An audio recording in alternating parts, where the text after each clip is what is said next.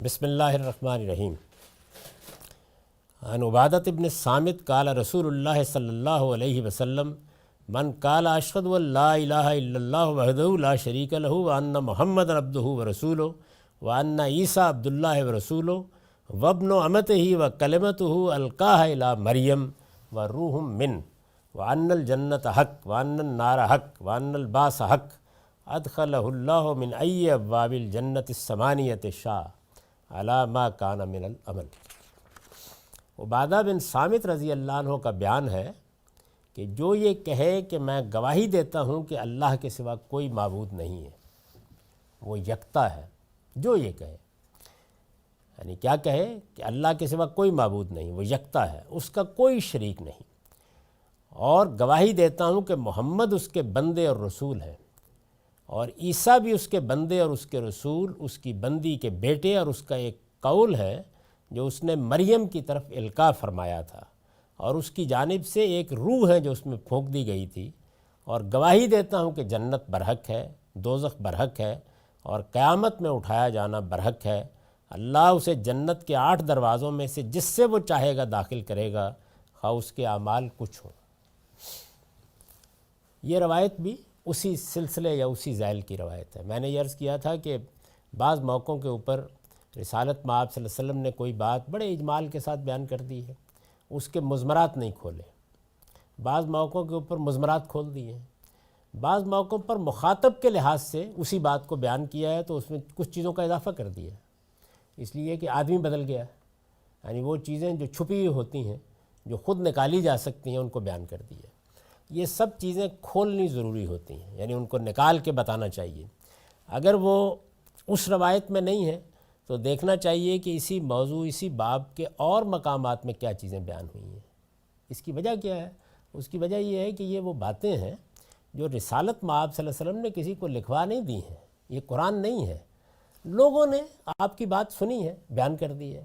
یہ ہے بڑی نعمت، اس لیے کہ اللہ کے پیغمبر کی باتیں ہیں، کس موقع پر کیا فرمایا، کیا چیز کہی، لیکن ان کو سمجھنے کے لیے یہ ضروری ہوتا ہے کہ آپ دوسری چیزوں کو بھی دیکھیں، اور پھر سب سے بڑھ کر یہ چیز ملحوظ رکھیں کہ قرآن مجید نے کیا فریم بنا دیا ہے، یعنی جو دین آپ ہمیں دے کر گئے ہیں اس کی مستند ترین صورت کہاں ہے، قرآن میں اور سنت میں، تو اس وجہ سے اس کو پہلے سامنے رکھیں، اس فریم سے ہٹ کے کوئی بات بھی قبول نہیں کی جائے گی۔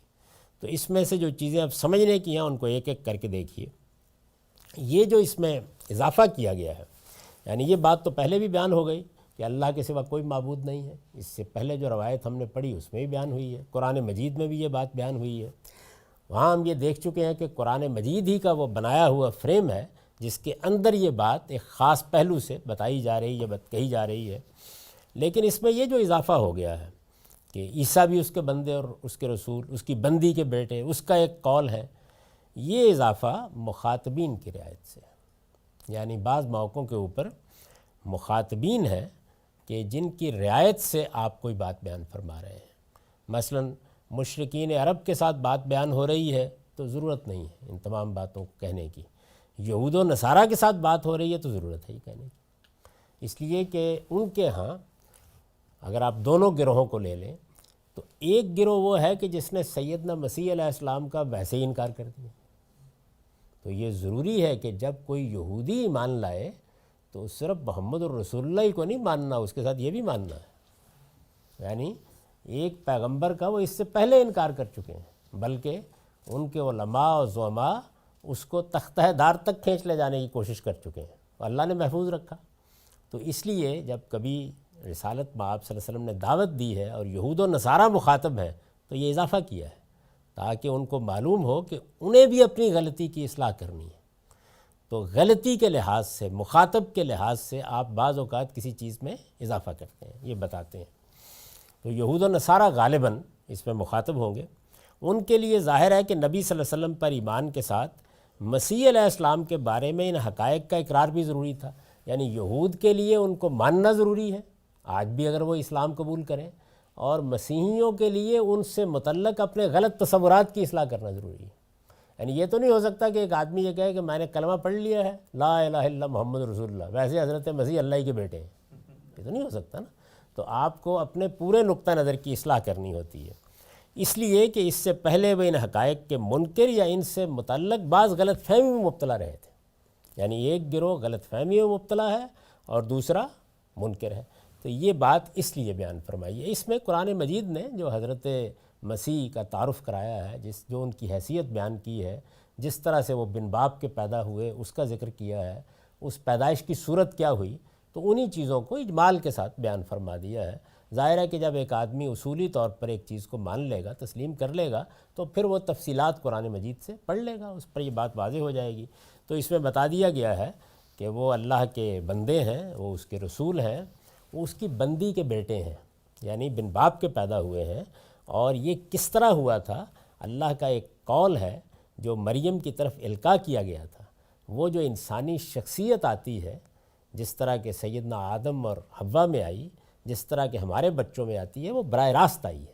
تو وہ براہ راست آنے کی وجہ سے وہ ایک کلمہ اور روح ہے جو ان میں پھونک دی گئی تھی. یہ پوری بات قرآن مجید نے بیان کی ہے، اسی کو دہرا دیا ہے حضور نے.